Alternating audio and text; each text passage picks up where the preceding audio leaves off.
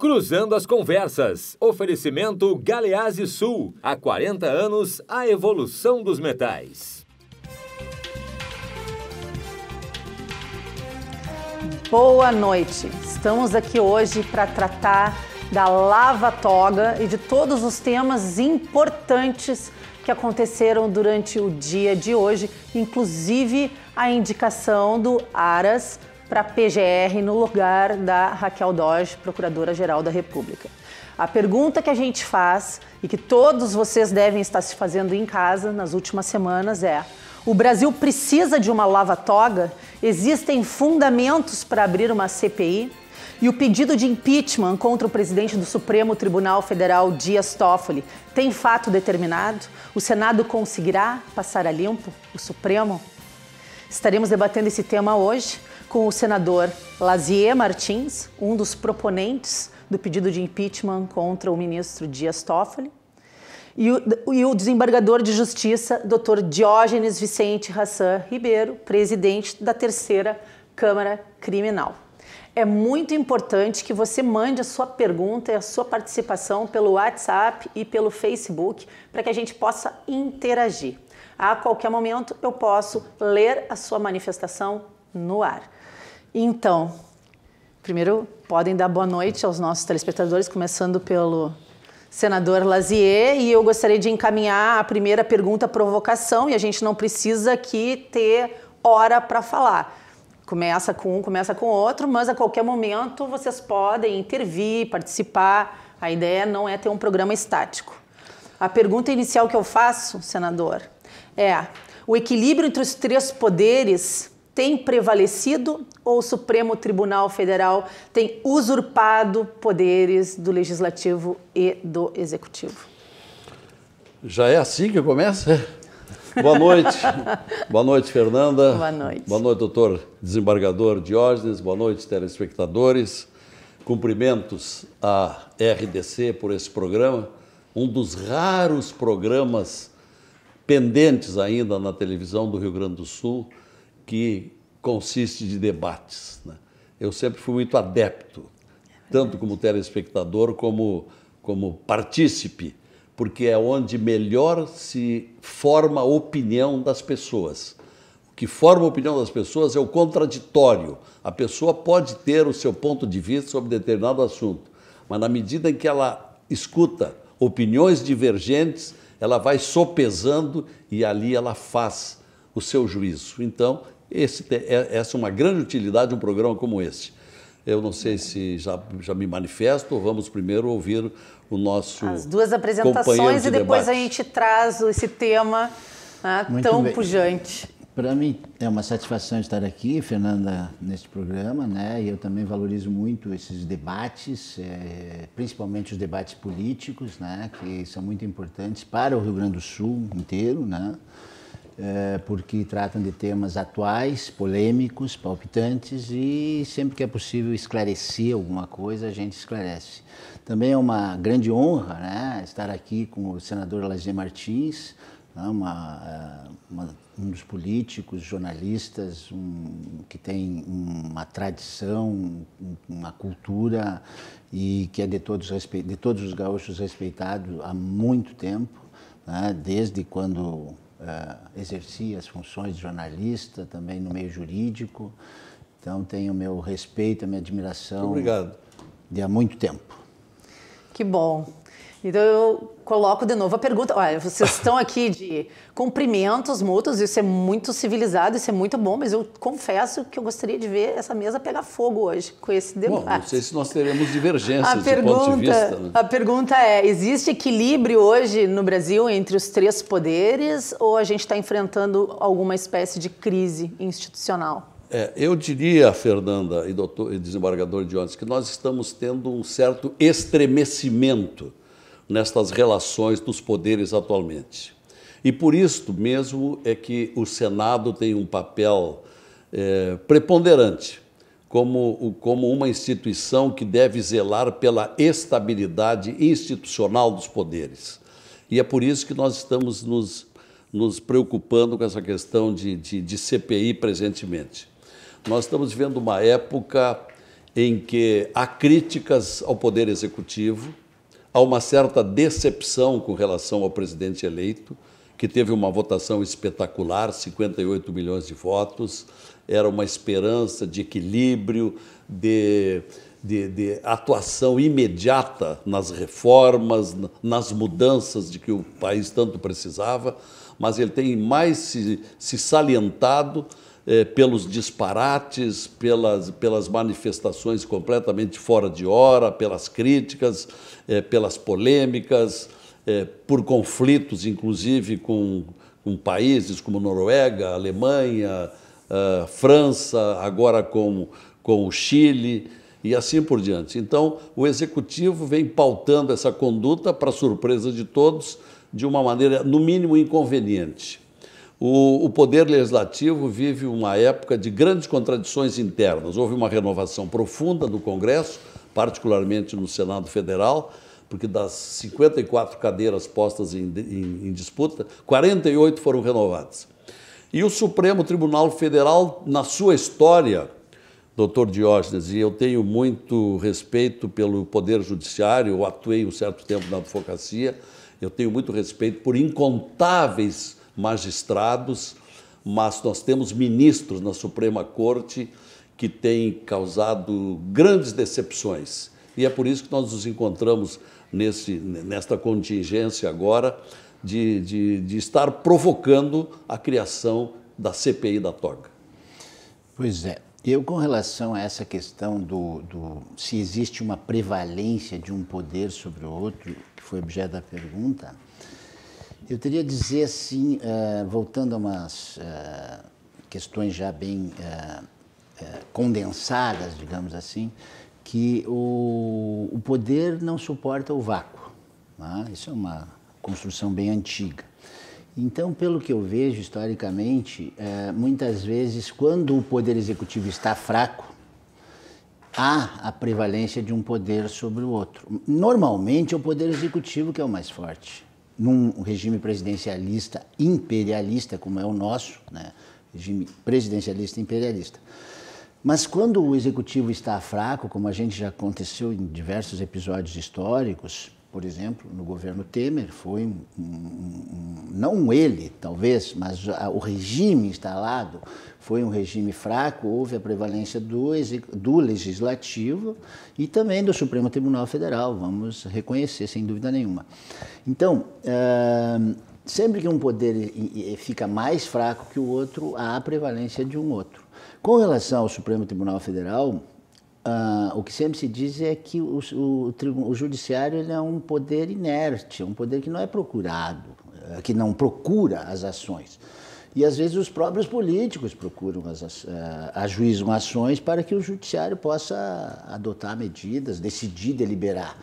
Então aí tem que tomar decisões que desgostam as pessoas, porque o judiciário ele sempre toma decisão que contenta um, satisfaz um e não satisfaz o outro lado. Mas, doutor Diógenes, o senhor não concorda comigo que talvez o Supremo Tribunal Federal esteja legislando hoje no Brasil e isso fugiria da sua função inicial?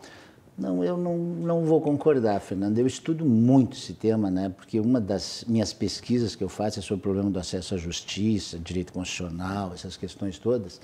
E eu diria o seguinte, em determinadas áreas, em determinados temas, o judiciário é obrigado a decidir e a dar decisões até à frente do legislativo. Uma delas, por exemplo, é a questão que eu sempre, um exemplo que sempre se dá é a questão da união civil homoafetiva.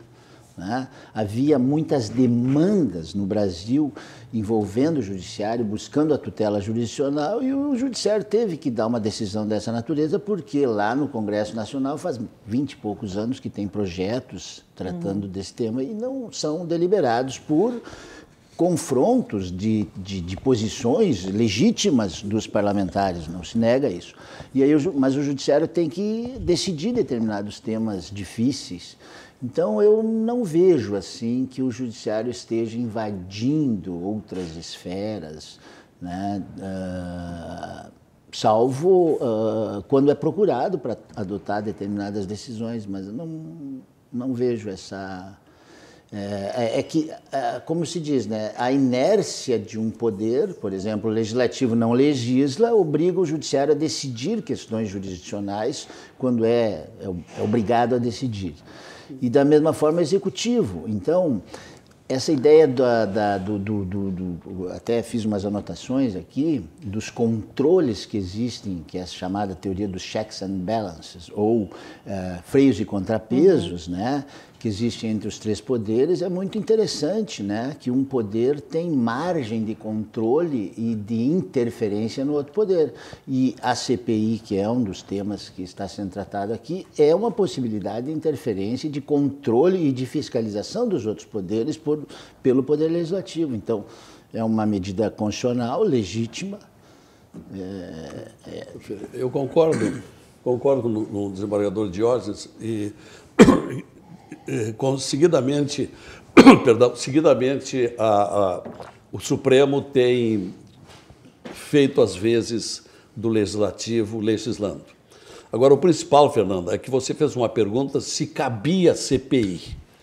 Mais ou menos por aí que eu entendi você fez essa pergunta. Acontece o seguinte, é uma obrigação do Senado Federal, que é o único poder, a única instituição do Brasil que tem a prerrogativa e tem o poder de processar e julgar ministros dos tribunais superiores, sobretudo do Supremo Tribunal Federal.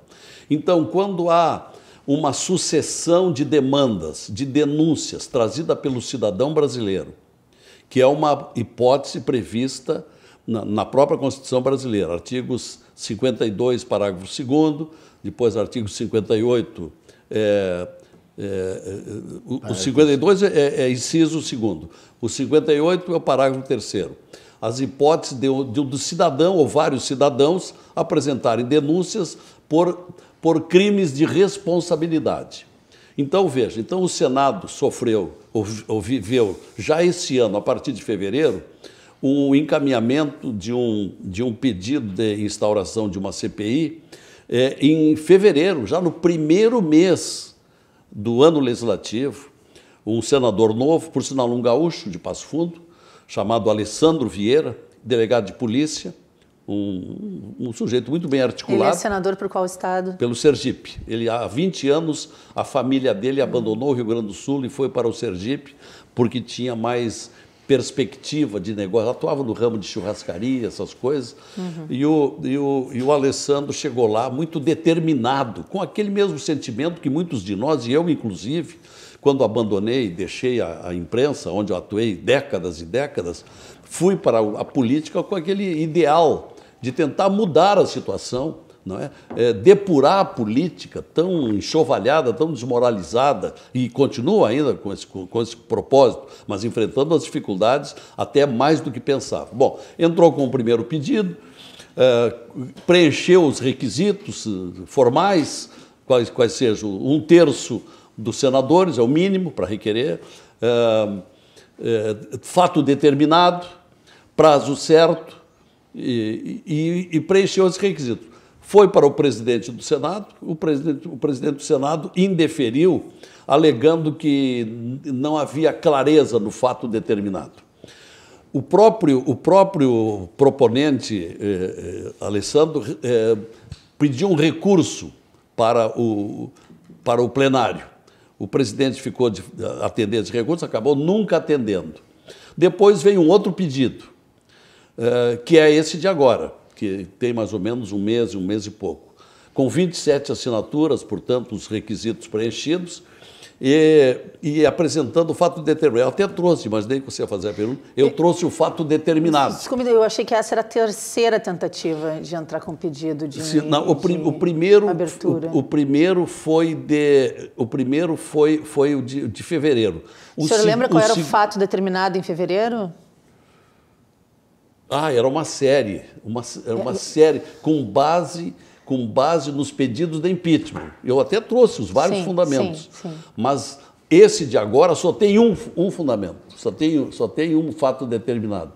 E eu trouxe aqui, para ler aqui, que eu acho muito importante. Eu também acho. Em momento algum se leu até agora, em parte, nem mesmo na tribuna do Senado, nós não lemos ainda esse fato determinado, que é a ilegal e arbitrária instauração de inquérito por parte do presidente do Supremo Tribunal Federal, ministro Dias Toffoli, por meio da portaria GP 69, para apurar eventual cometimento de crimes que atingem a honorabilidade do Supremo Tribunal Federal, de seus membros e familiares, valendo-se indevidamente do artigo 43 do Regimento Interno daquela Corte, deixando de apontar indícios mínimos de autoria ou materialidade, alijando o Ministério Público, quer dizer, usurpando, né?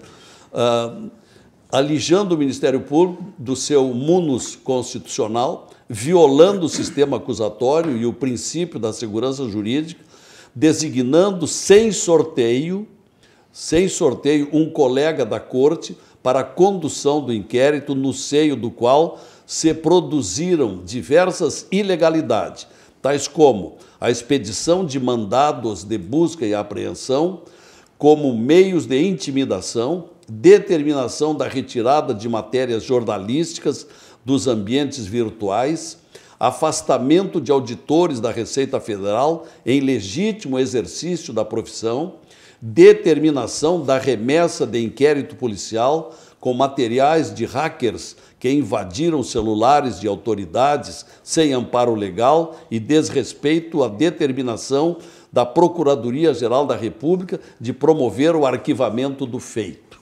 Esse é o fundamento. É o episódio das fake news. Exato. É um fato determinado, mas com várias pontas. Então, esse requerimento não foi protocolado ainda. Deve ser protocolado nessa semana que vem. Tem as 27 assinaturas. Tem as 27. Foi retirada uma anteontem, da senadora Maria do Carmo, do Sergipe, mas já substituída pelo senador Telmário Mota, de Roraima. Então, restabeleceu as 27 assinaturas e terça-feira deve ser protocolado esse pedido. Mas, por seu turno, o presidente do Senado, Davi Alcolumbre, já disse às páginas amarelas da Veja que ele vai negar. Neste meio tempo, doutor Diógenes, o senador Jorge Cajuru, do estado de Goiás, com base na não realização, na não concessão do recurso para o plenário, lá daquele primeiro requerimento, foi ao Supremo com mandado de segurança para que o Supremo determine ao presidente do Senado a instalação da CPI. E sabem em quem recaiu o sorteio, entre aspas?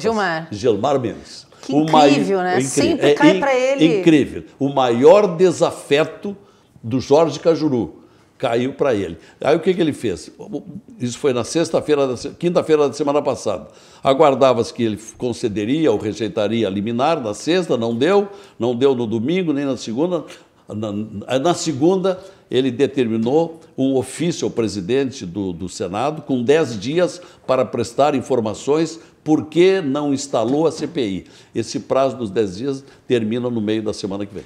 Deixa eu só fazer uma interferência antes de passar a palavra para o doutor Diógenes. Esse pedido de impeachment, de abertura de CPI, ele também engloba o fato da dissolução da Força Tarefa Especial envolvendo a Receita Federal na investigação daquelas 133 pessoas, agentes públicos ou ligados a agentes públicos que teriam transações financeiras suspeitas ou acima do normal. Que o ministro do Supremo determinou a dissolução da operação, o afastamento dos 2 servidores que estavam encarregados. E, se eu não me engano, o Alexandre Moraes determinou o envio do nome de todos os servidores da Receita Federal que tinham tido acesso aos dados dessas 133 pessoas para o Supremo. O que foi enviado ontem. Foi enviado ontem esta relação, mas mandaram a relação só daqueles que efetivamente, dos auditores da Receita, que efetivamente olharam, vasculharam as contas dos legisladores e do judiciário. Isso não configura abuso de autoridade? de alguma forma? Deixa eu provocar aqui. Hein? Bom, eu queria, com relação à CPI, é importante dizer que a CPI é um poderoso instrumento de fiscalização que tem o parlamentar, né, dos poderes, inclusive do próprio Congresso, né? Claro. Então, e pelas CPIs, elas têm, e é um instrumento constitucional. Né? O próprio Supremo Tribunal Federal já teve inúmeras, eu até trouxe aqui, tem uma decisão famosa que é relatada pelo ministro Celso de Mello, que fixa todas, é uma decisão paradigmática. Né? Essa aqui foi proferida no mandado de segurança 24.831, de 22 de junho de 2005. Então estabelece, é uma situação em que foi determinada, foi constituída com o número mínimo de assinaturas e a Câmara, se não me engano, só conferir aqui, não abriu, não nomeou os líderes e o representante para compor a comissão.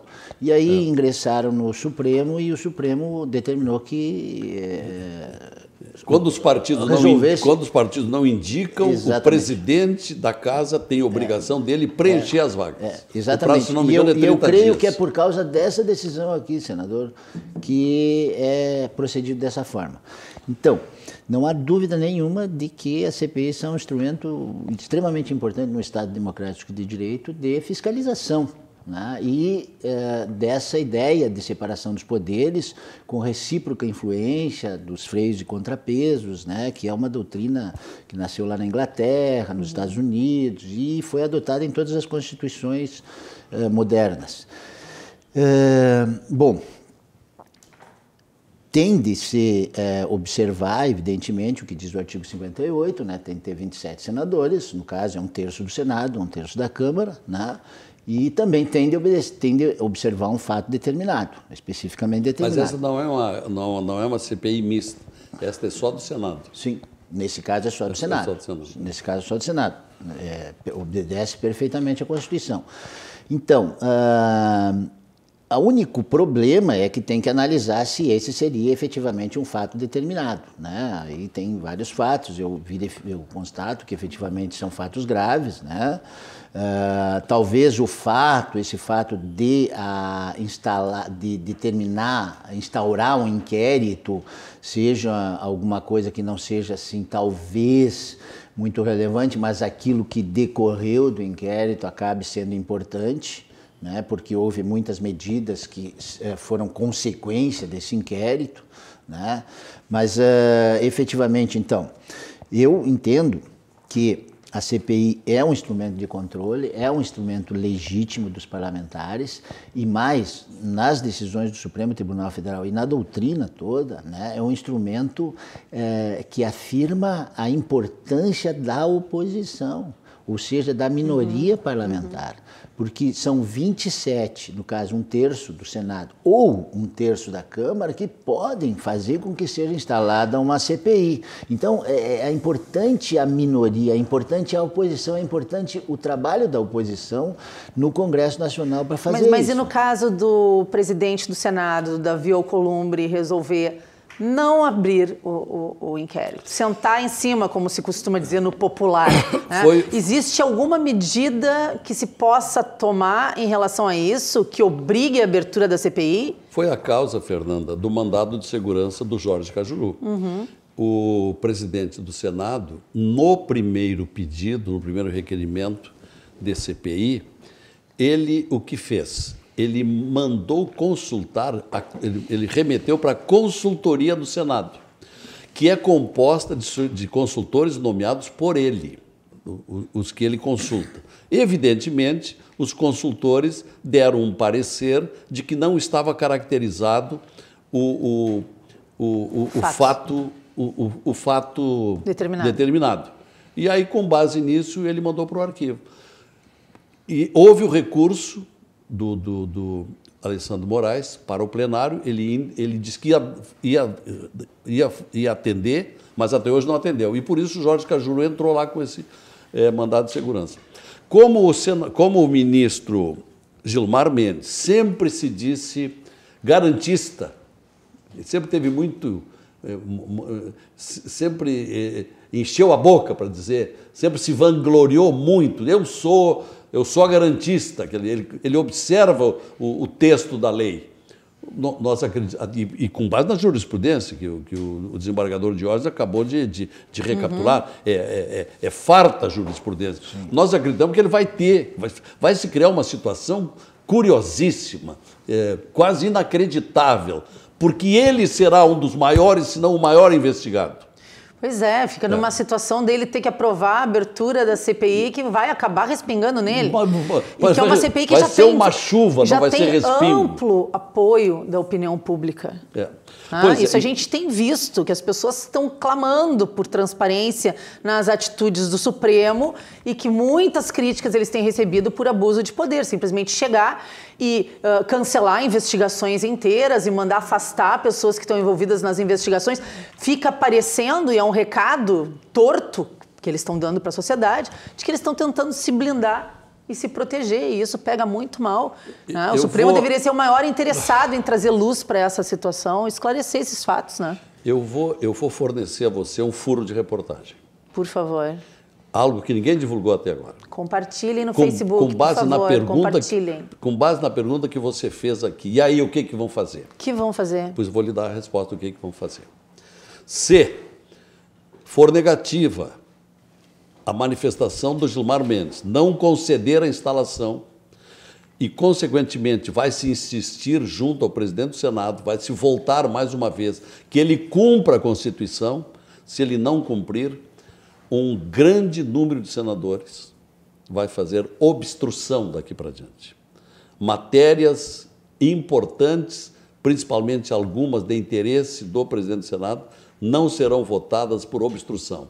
Isto é, por não comparecimento ou por não votação. Vai se criar um grande conflito no Senado. Isso é outro instrumento legítimo, né, doutor Diógenes? Sim, exatamente. Obstrução parlamentar é um instrumento legítimo da oposição e das minorias. Então você vê o clima que está a tempestade que está se descortinando ali adiante. Muito bom.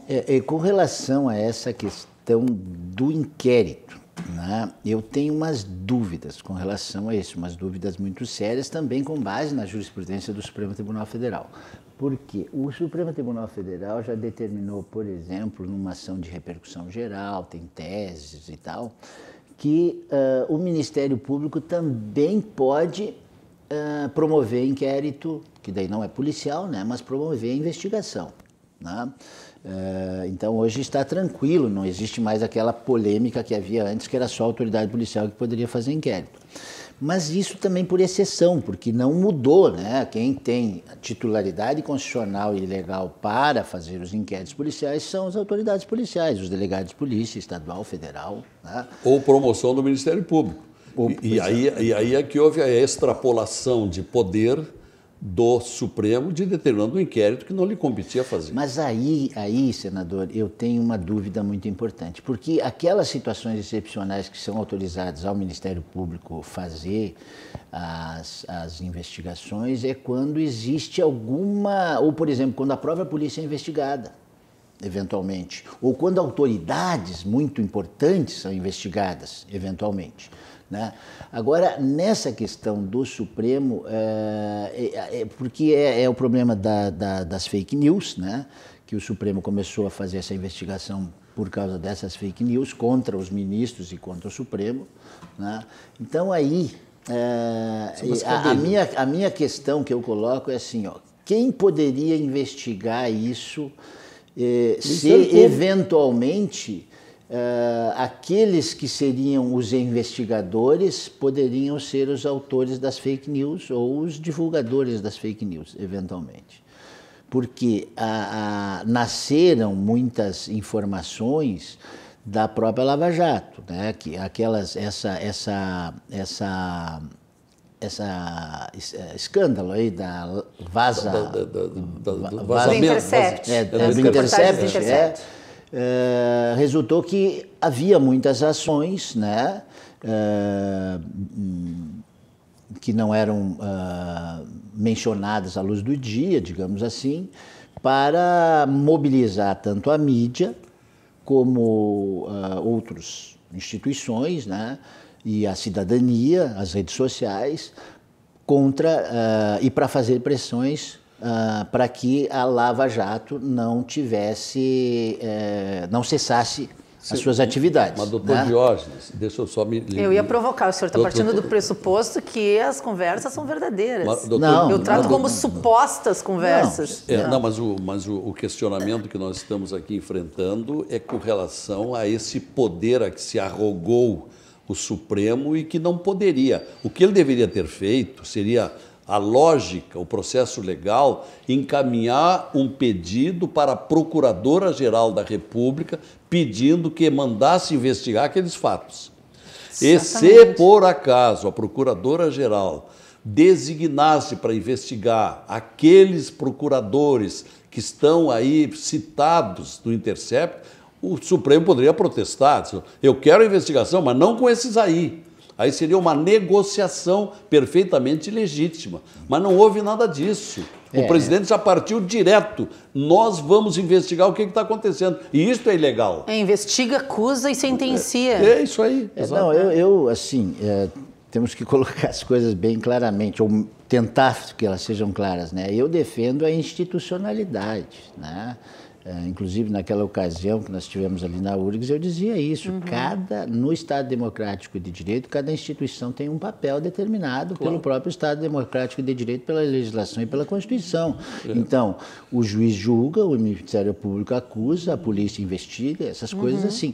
Mas só que isso também não é absoluto, existem exceções, como é o caso, por exemplo, no caso do Ministério Público, que em algumas situações pode investigar, né? E nessa situação, então, a minha pergunta que eu faço é se nessa situação também não seria um caso excepcional, que autorizaria... Mas, doutor John, afastar os auditores da Receita, o Supremo... Isso foi abusivo.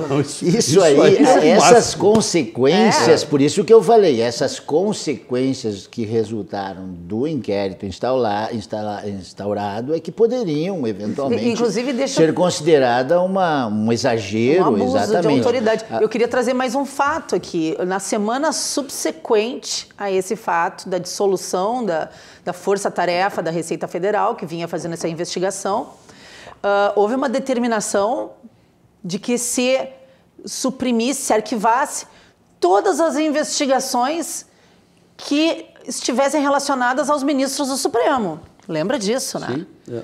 Então, assim, a gente fica com a impressão de que existe um poder que é intocável, que é inimputável e sobre o qual ninguém pode pôr as mãos e nem julgar. E que nesse momento que o Senado está tendo um instrumento legítimo de tentativa de fiscalização destes abusos, simplesmente, mesmo conseguindo as 27 assinaturas, o troço não vai para frente.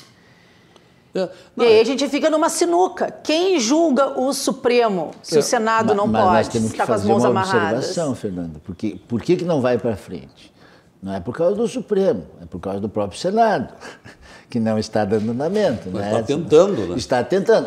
Os 27, mas o presidente do Senado e outros ali assim estão segurando.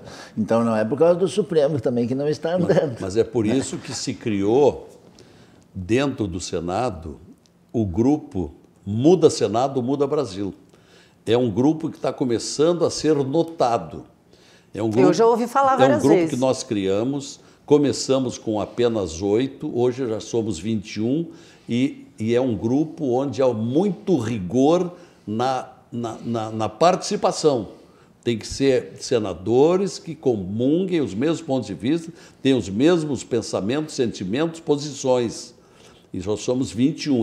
Esse grupo chamado do Muda Senado, ele vai insistir muito a partir de agora. E tem figuras que estão se salientando muito. Alessandro Vieira, Oriovisto Guimarães, aí do Paraná, Álvaro Dias, Eduardo Girão, do Ceará, Stevenson Valentim, do Rio Grande do Norte, Juíza Selma, do Mato Grosso, quem mais? Esses aí, entre outros. Nós vamos exigir que se instale esta CPI para cumprir o que manda a Constituição e o clamor das ruas, porque nós estamos lá, nós somos representantes do povo. O povo tem ido às ruas, grandes, olha, são manifestações de milhares de pessoas nas capitais exigindo que haja a CPI da toga. E nós temos que cumprir porque somos representantes deles.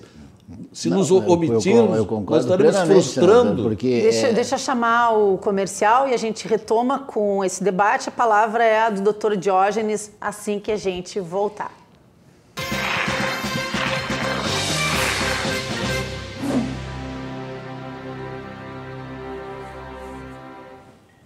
Boa noite, estamos voltando então com o segundo bloco do nosso programa especial sobre a Lava Toga. Estamos hoje com a presença do senador Lazier Martins e do desembargador de Justiça, Dr. Diógenes Vicente Hassan Ribeiro, presidente da Terceira Câmara Criminal. E o Dr. Diógenes estava com a palavra, a gente estava continuando o debate sobre a questão envolvendo o processo, o pedido de abertura de CPI no Senado, né? Se vai sair, se não vai sair, se o Alcolumbre pode sentar em cima do processo ou não. Pois é, eu estava dizendo antes sobre a legitimidade e a necessidade de que os parlamentares, né, possam instituir, né, e criarem CPIs e levarem adiante CPIs. É um instrumento legítimo de fiscalização do parlamento, do próprio poder e dos outros poderes. E também, né, com base nessa última manifestação do senador, dizer que efetivamente nós todos, né, inclusive falando da minha parte do Poder Judiciário, mas do Senado, dos parlamentares todos, nós temos determinadas garantias constitucionais. E essas garantias constitucionais são para que nós possamos cumprirmos os nossos papéis, cumprirmos as nossas atribuições que estão asseguradas na Constituição Federal. Então, eu tenho garantias constitucionais, o senador tem garantias constitucionais, os parlamentares têm, para justamente levar adiante esse mandato que receberam da cidadania e, no caso, né, levarem adiante essas pressões que são extremamente necessárias de controles recíprocos dos poderes da República. Então, não preciso nem entrar, digamos assim, exatamente no mérito da análise do pedido e da CPI e de outras questões, mas basta dizer que é o exercício legítimo de um direito, de um poder do Senado Federal, de todos os parlamentares, levar adiante essas pressões. Concordo. Eu queria ler aqui para vocês um pouco da opinião pública que está chegando para nós através do Facebook da RDC TV.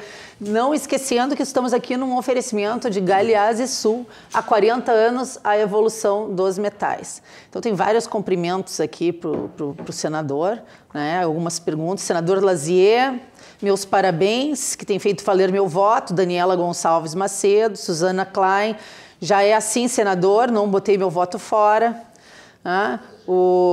Boa noite, Lazier, parabéns pela gestão do seu mandato. Enio Sandler, todo o meu apoio à Lava Toga.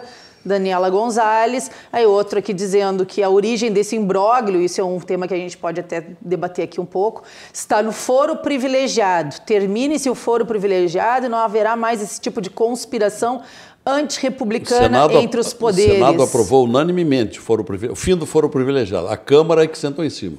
Câmara. Aqui o Real Brito, Lazier deve estar louco para ancorar o programa, amava o Conversas Cruzadas. Carlos Fernandes, parabéns, Lazier, ótimo senador. Vários cumprimentos pelo programa, pelos debatedores. E uma provocação do Sandro Santos. Boa noite a todos, em especial ao meu senador Lazier Martins. Como, quando e quem dará um pito nos seres supremos? Eles já provaram ser inimigos do Brasil. É um problema quando a sociedade, parte da sociedade, começa a ver numa instituição, num dos poderes, um inimigo. Tá? Isso é um problema grave no país. Nunca ninguém teve coragem de mexer com o Supremo. E agora tem uma instituição, um grupo que está mexendo com eles, né?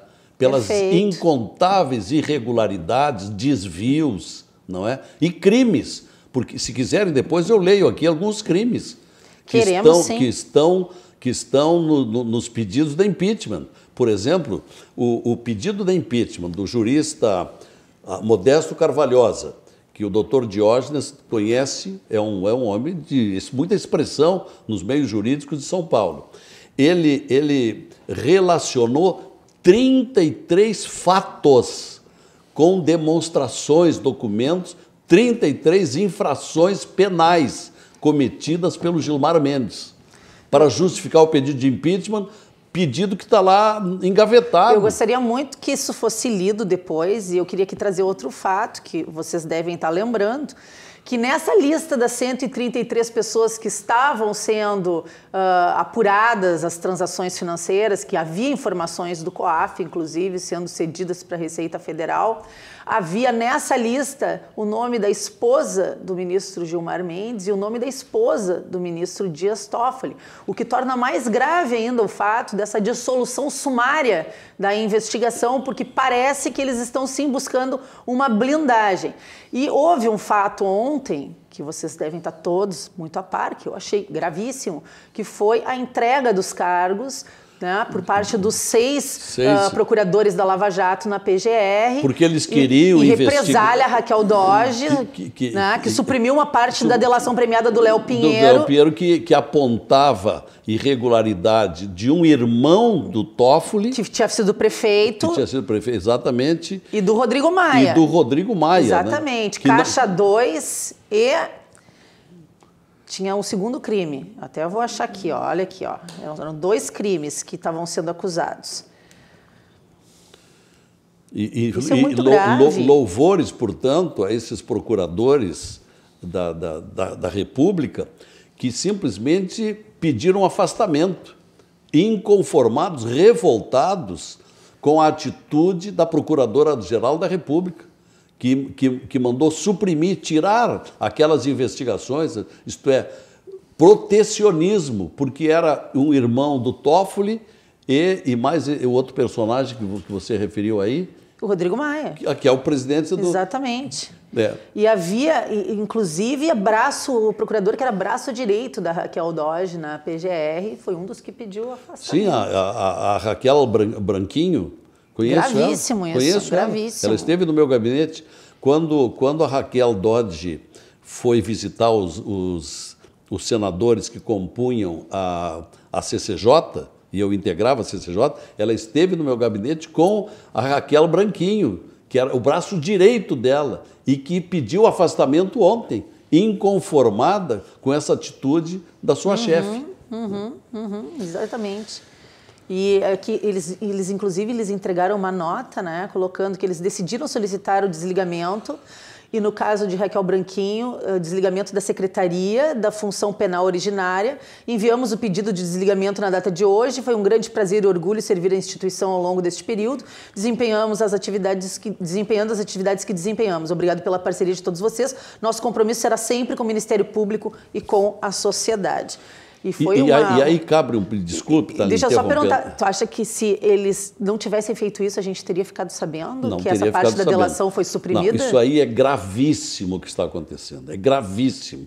6 procuradores da República revoltados com a atitude da chefe que não quer que investigue o irmão do Toffoli e o presidente da Câmara.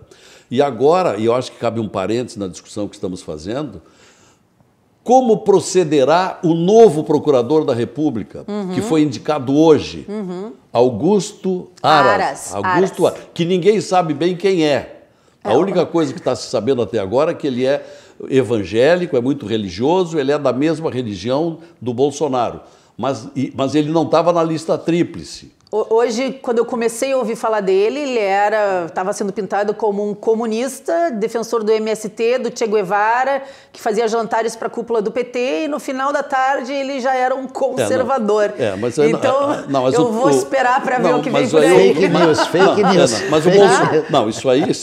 Isso é tripudiação, é gozação, porque jamais seria indicado pelo Bolsonaro. Mas tem um vídeo dele no YouTube dizendo que ele admirava Che Guevara, que era um sonhador que ousou lutar pela liberdade. Mas esses são os novos tempos, né? E que nós não estamos habituados ainda com isso, né? O Brasil, ele precisa fazer com que as suas instituições amadureçam, né? Porque, por exemplo, não faz muitos anos, nem acho que um pouco mais de uma década, que tinha um procurador-geral da República, que o apelido dele era Engavetador-Geral da República. Aristides Junqueira. Não, Brindeiro. O Brindeiro, perdão, Aristides Junqueira vem depois dele. Que era conhecido como sim. Esse... Né? Foi o procurador-geral do FHC. Fernando Henrique. Não era do Fernando Henrique. Não, foi do... Eu acho que foi do FHC. Era do Fernando Henrique. Engavetador-Geral da República. Pois é, então, agora tem esse movimento dos procuradores da República no sentido de investigar, né? Então, é um momento importante no Brasil, porque eu duvido alguma pessoa que a gente conheça que seja contra a investigação da corrupção. Exato. Né? Não existe ninguém que seja contra a investigação da corrupção.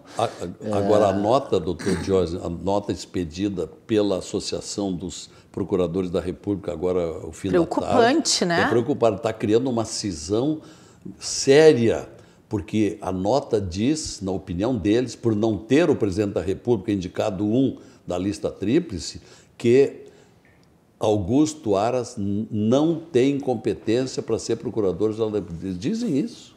Bom, mas é prerrogativa do presidente da República poder indicar fora da lista, né? Eu também tenho as minhas divergências, e não é de hoje, não é com base também, nesse caso concreto. Há muito tempo eu acho que se é uma prerrogativa do Poder Executivo, do chefe do Poder Executivo, seja aqui do Estado do Rio Grande do Sul, seja do presidente da República, não importa para mim, ele pode quem escolher seja. quem ele quiser. Eu acho não que há previsão, é legítimo. Não há previsão legal nem constitucional de que ele tenha que escolher ou mudem a Constituição, ou mudem a lei para ele escolher. Mas eu não estou dizendo isso em favor de A, B ou C. Eu digo isso desde há muito tempo, de que é prerrogativa dele e ele pode escolher, não está obrigado a escolher quem... Eu busquei aqui a informação, a acusação do Léo Pinheiro em relação ao Rodrigo Maia e ao José Ticiano Dias Toffoli, irmão do presidente Dias Toffoli e ex-presidente da cidade de Marília,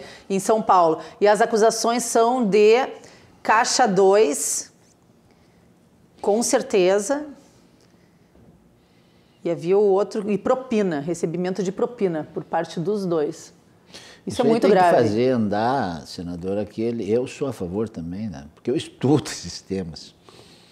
Tem que fazer andar aquela PEC lá do mandato dos PEC da Bengala. PEC do mandato dos ministros, não é sua também? Ou sim, é a menina dos olhos, é o primeiro projeto que eu entrei lá. Eu sou a favor disso, uma na conversa, Europa todos é os o da países. Votação dos ministros? O critério de indicação dos ministros 10 ou 12 anos, a PEC 35. PEC 35. Vamos falar mais sobre isso. Ela está nas mãos do senador Antônio Anastasia, de Minas Gerais, que foi professor de Direito, e o Anastasia... Sim, procurador de Estado lá de Minas. Ele foi governador, inclusive. Governador e procurador de Estado. Não, e é um bom senador, é um homem culto. Agora, ele estava protelando demais. Eu tive uma conversa com ele. Ele ficou um pouco chateado por eu estar cobrando, mas prometeu de até o fim deste mês de setembro ele entrega para o presidente pautar no Senado. Faz um resumo, senador, para quem está nos vendo, o que é essa PEC 35? Essa PEC 35 é o seguinte, retira do presidente da República aquela prerrogativa de indicar os ministros supremos, o que, de certo modo, tira a independência do ministro, porque o ministro fica devendo um favor. Exato. Aí está o exemplo, o Toffoli. Não, tudo que a gente vê é decorrente disso. O Toffoli, o Lewandowski, eles devem favores ao Lula e à Dilma, né? O Lewandowski, assim como Gilmar Mendes foi indicado pelo Fernando Henrique, não é? O Marco Aurélio Melo foi indicado pelo Fernando Collor de Mello, porque eram parentes. Isto é, a Dilma ficou 8 meses deixando o Supremo com apenas 10 ministros, quando se sabe que o número é 11, porque ela estava procurando alguém para substituir o Joaquim Barbosa. Até que ela localizou o Edson Fachin. Eu me lembro disso bem. Que tinha um vídeo na internet fazendo campanha para ela. Então foi o indicado dela. Então o objetivo dessa PEC é retirar esse absolutismo, esse que não sistema. É ilegal, mas é imoral, né? É imoral, é monocrático. Forma, Então, qual é o que diz a minha proposta? A minha proposta é que uma comissão de juristas de 7 pessoas, formada pelo presidente do Supremo, os presidentes dos tribunais superiores, o procurador-geral da República, o defensor-geral da República e o presidente da OAB, estas 7 pessoas, dentro do prazo da falta de um ministro, quando se aposenta, tal, eles escolhem uma lista tríplice entre grandes juristas nacionais, sejam magistrados, sejam autores de obras de direito, sejam professores, não é? Sejam pareceristas, escolhem que tenham no mínimo 15 anos de vivência no direito, conduta ilibada, vários requisitos. Esta comissão de 7 escolhe uma lista tríplice e mandam esta lista tríplice para o presidente da República, que vai tirar um nome e manda para a sabatina no Senado. E outra coisa, mandato fixo, 10 anos. Isso é muito importante. Acabamos com a vitaliciedade. O Toffoli entrou lá com 38 anos, vai ficar até os 75. Durante décadas então ainda. não há renovação da jurisprudência, não há arejamento. São posições sempre definidas, sempre fixas. Não, mas isso é muito importante, porque esse sistema é copiado do sistema norte-americano. Mas só existe nos Estados Unidos e aqui no Brasil. Na Europa inteira é 9, 10, 12 anos o tempo de mandato do ministro. E a escolha também é plural. Pelo Congresso, pelo presidente e tal.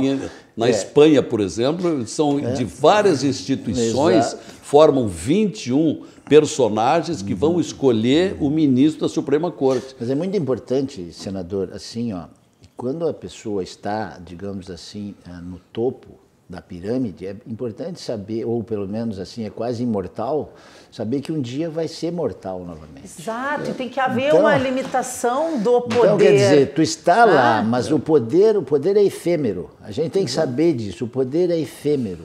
Isso torna as pessoas humildes, menos arrogantes, né? Eu estou lá. Por exemplo, o senador Lazier, ele vai, daqui a um tempo, ter que se candidatar novamente. Né, senador? Exatamente. A próxima mais 4 eleição. anos. Mais 3 anos e meio. Mais 3 anos e meio. Estou pensando. Pois é, mas então, qualquer um tem que saber dessa possibilidade de voltar a ser mortal, de voltar a conviver entre os homens novamente. E isso é uma coisa que deixa as pessoas mais humildes, mais conscientes assim das suas obrigações, dos seus deveres, das suas responsabilidades. E não tenho a menor dúvida de que o mandato é um Não, isso é saudável, né? Porque hoje a população, parte da população chama os ministros de os supremos, como se eles pudessem tudo, porque eles tudo podem. E se tornou no Brasil uma super casta. Uma super casta. Ninguém esqueceu aquele episódio da licitação com as lagostas e os vinhos finos que tinham que ter 4 prêmios internacionais e tudo mais. E a quantidade de funcionários é um absurdo. Absurdo. E o orçamento do Supremo, já o orçamento do Senado, eu tenho me batido muito. Eu estou com um projeto de resolução na mesa do Davi Alcolumbre há 3 meses, propondo redução de gastos.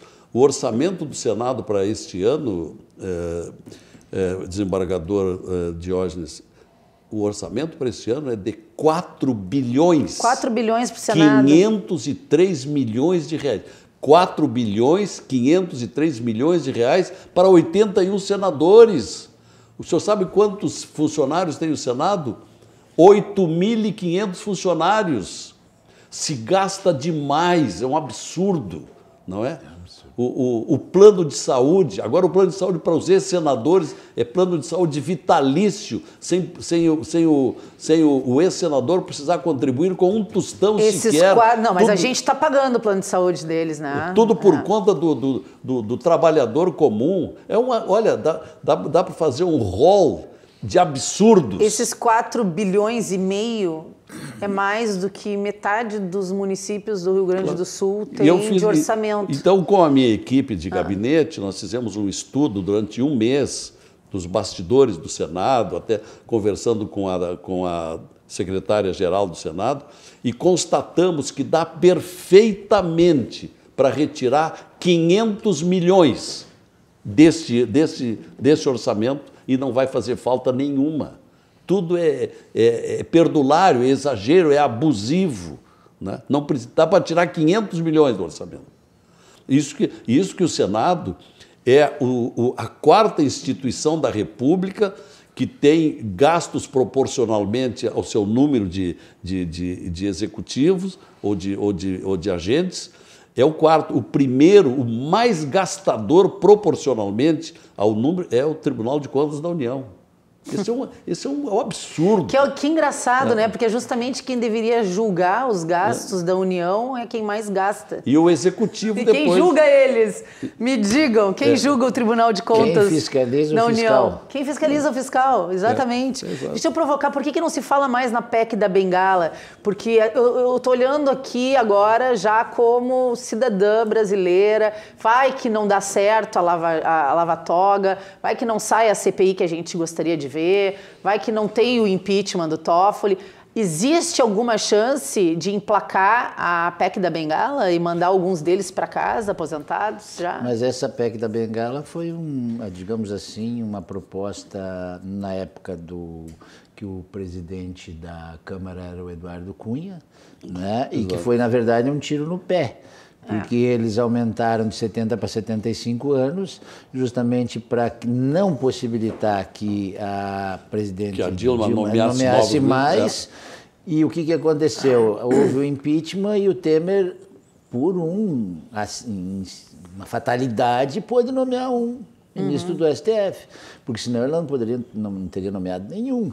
Né? Que foi a morte do ministro Teori Zavascki. Não é possível derrubar a PEC da Bengala? Não tem se tocado nesse assunto, que tem tantas outras coisas mais urgentes que não tem se falado nisso. Quer ler a lista dos crimes para nós, antes do próximo bloco? São os fundamentos dos impeachment.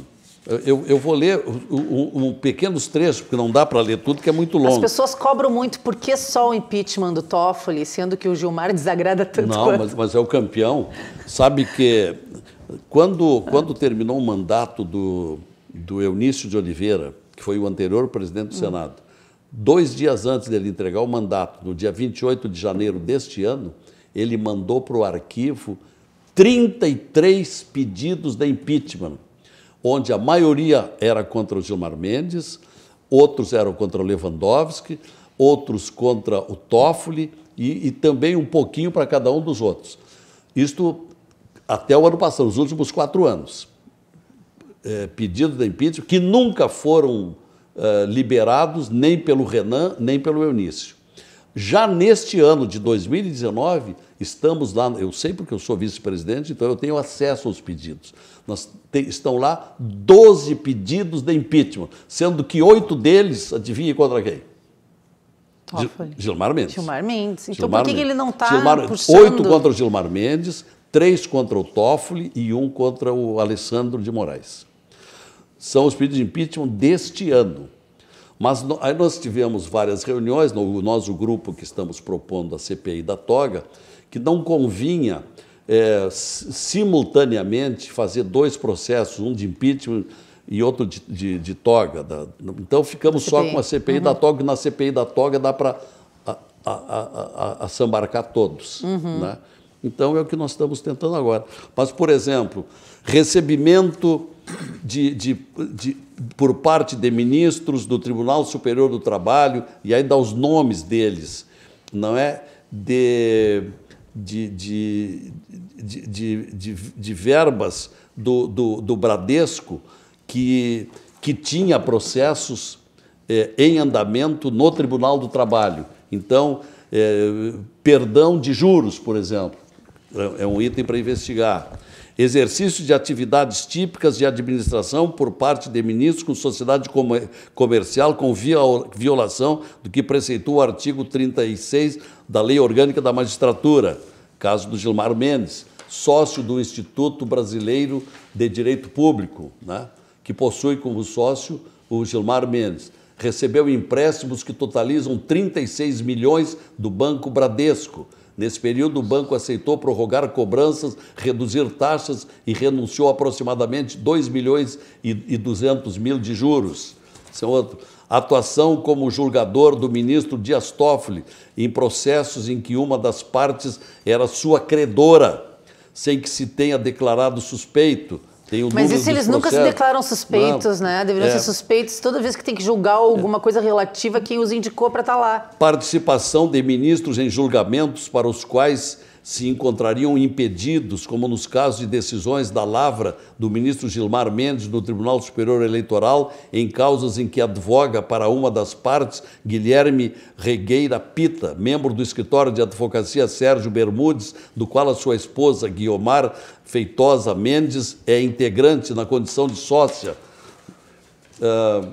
Concessão liminar de ordem de habeas corpus, número tal, do ministro Gilmar Mendes em favor do empresário Jacob Barata Filho, com o qual possui relações pessoais sem que este tenha se declarado suspeito, precisamente para substituir a prisão preventiva por medidas cautelosas, aquele caso famoso dos ônibus, né? Decisão do ministro Dias Toffoli proferida às 3h45 da manhã, interferindo em matéria interna corporis do Senado Federal, ignorando o que preceitua o artigo 59 e 60 do regime. Esse foi aquele caso do meu mandado de segurança. Entrei com o mandado de segurança para que houvesse o voto aberto para impedir o Renan de vencer. Às 3h40, imagina o Toffoli. Despachou na madrugada. Já estava pronto e nem foi feito por ele, entregaram pronto para ele. Procedimentos decisórios diametralmente opostos para situações análogas da lavra do ministro Gilmar Mendes, a primeira no caso de Paulo Vieira de Souza, vulgo Paulo Preto, o caso do Paulo Preto, que foi posto em liberdade por ele, entre outros tantos que ele pôs em liberdade, uso abusivo de pedidas... Mas acho que o recordista de colocar gente em liberdade é o Gilmar ainda. Hein? Uso abusivo de pedidas de vista para retardar decisões do plenário, como no caso do voto vista no julgamento da ADIM 4650, proposta do Conselho Federal da OAB, iniciado o julgamento em dezembro de 2013 e retomado em abril de 2014, mas onde só foi colocado em julgamento em 2015, 18 meses do pedido de vista, que é o motivo de um projeto do Oriovisto, para que daqui para diante o ministro que pedir vista, isso é coisa que interessa também ao desembargador Diógenes, o pedido de vista tenha no máximo 4 meses, tem que trazer de novo julgamento. Sim, isso não parece tão óbvio, tem anos isso. E anos. Como é que pode? Sabe o que aconteceu anteontem? Tivemos um grande conflito em plenário, anteontem, hoje é sexta, foi quarta-feira, foi a votação e começou a haver um rápido esvaziamento do plenário. E nós percebemos que nós íamos perder esta ação que estabelece prazo máximo para ficar com a vista, 4 meses. Aí, pedimos ao Espiridião, a mim, pedi ao presidente que suspendesse a votação e anulasse a votação e transferisse para o outro dia.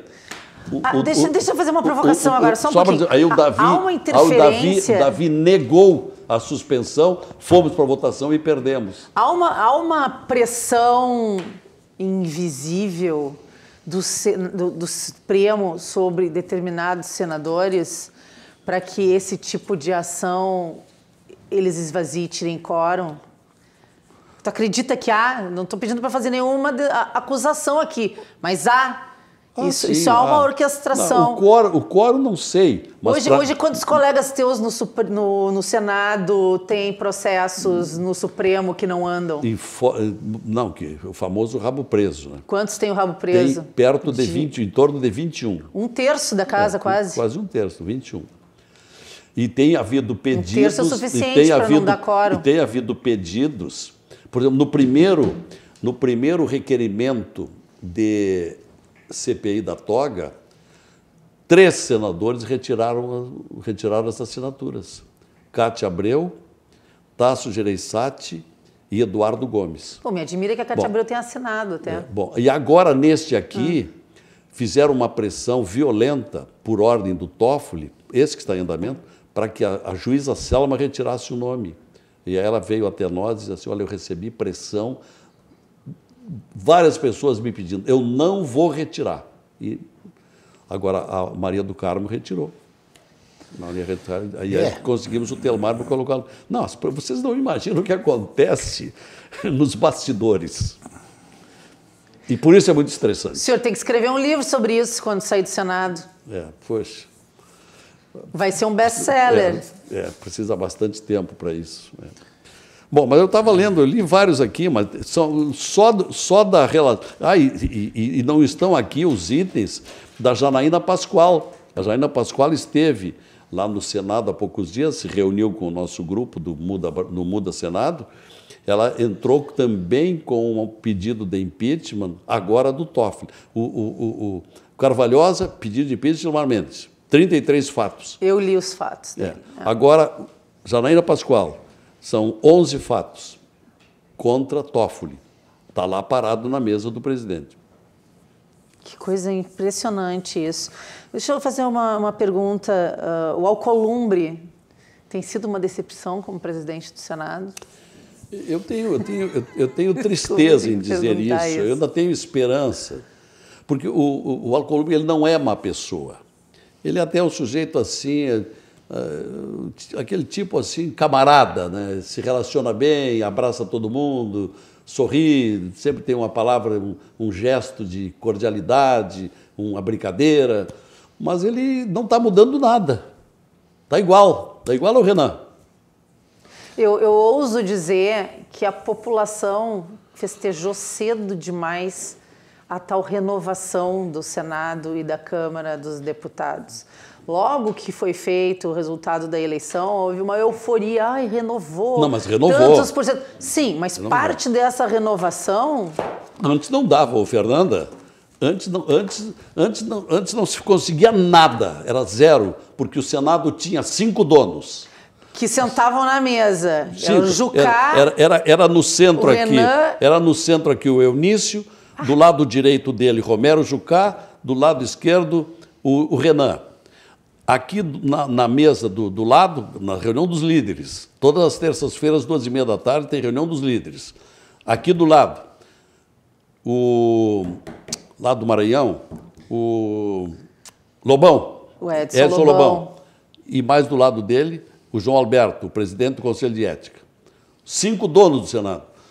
E aí, chega lá o gauchinho Lazier, cheio de boas intenções e de ideais, e apresenta um projeto.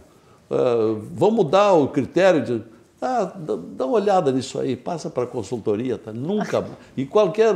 Não tinha chance de nada. Mas alguns deles continuam mandando nas sombras, né? Isso é inegável. Mas agora, pelo menos, estão lá na reunião de líderes, alguém que contesta, alguém que briga. Esse cearense, o Girão, ele é de briga. E é um homem comunicativo, muito religioso. A gente ouve falar muito pouco. Fala pouco. Foi presidente do Fortaleza, foi ele que colocou o Fortaleza de volta da segunda divisão, colocou na primeira divisão. E o Fortaleza está fazendo uma bela campanha e é um homem de briga, ele é um sujeito de princípios. Esse aí, o Oriovi, se alguém me perguntar, na sua opinião hoje, qual é o senador mais promissor do Senado? Aquele que tem mais condições de combate? Oriovisto Guimarães, do Paraná. Deixa eu fazer uma pergunta, que a gente já está indo para o encerramento, para o doutor Diógenes, bem legal. Caso saia a lava-toga e que se encaminhe um pedido de impeachment em relação ao Gilmar ou ao Toffoli, seja quem for, há possibilidade de recurso? Como é que funciona o processo a partir deste momento? O que acontece? O processo é semelhante, né? Quem julga é o Senado, né? É o Senado. O problema é ver se há a possibilidade de seguir adiante efetivamente, né? Isso aí vai ser tipo uma ruptura, tipo a do presidente da República. Mas vou lhe dizer uma coisa, perde no plenário. Hoje perde no plenário. Perde. No plenário hoje, a minha opinião é que não conseguimos caçar ninguém do Supremo. Conseguiremos bons votos. Conseguimos seguramente uns 30 votos. Então a gente faz todo esse esforço para ter a Lava Jato, para na hora H perder no plenário, é isso? Mas vamos continuar lutando para virar votos. Mas é que a CPI pode criar muitas coisas. Né? Vai colocar o povo... Ela começa e ninguém sabe como é que termina. Isso é muito importante. Isso que o senhor falou é muito importante. Colocamos, a CPI começa por isso e que todo mundo termina. todo mundo tem medo de começar uma CPI. Colocamos o povo na rua, isso aí vai influenciar. Depois de começar a CPI não se sabe como termina. O que acontece com uma CPI... Mesmo que ela tenha um fato determinado, se outros fatos surgirem, ela pode abrir o leque, né? Pode. Esse é o maior receio de todos os que possam ser investigados numa CPI, não importa se é o Supremo, qualquer um. O Executivo, geralmente, tem muito receio de CPIs, né? Porque a investigação é muito ampla pelos senadores ou parlamentares que começam a CPI. A investigação é extremamente ampla. Então, precisamos que saia essa CPI, todo o nosso apoio às instituições legais, à legalidade desse pedido. E encaminho aqui para o encerramento, dando 30 segundos para cada um de vocês se despedir e deixando aqui meu muito obrigado a todos que nos assistiram. Muito obrigado, Fernanda. Parabéns pelo Cruzando as Conversas. Esse nome me lembra alguma familiaridade. E acho que está muito bem proposto. E me congratulo com o programa e acho que aqui dá para trazer grandes debates que acabam também influenciando até numa hipótese dessa de cassações e de impedimentos no Supremo. Obrigada. Também agradeço o convite, espero ter contribuído, né, com algum esclarecimento. Saúdo o senador, a Fernanda, né, pelo programa e espero que prossiga nessa missão aí de prestar esclarecimentos políticos para a população em geral, muito importante, tem que preencher esses espaços. Né? Com certeza. Boa noite, então, e até amanhã. Amanhã nós vamos tratar de inteligência e contra-inteligência no Brasil.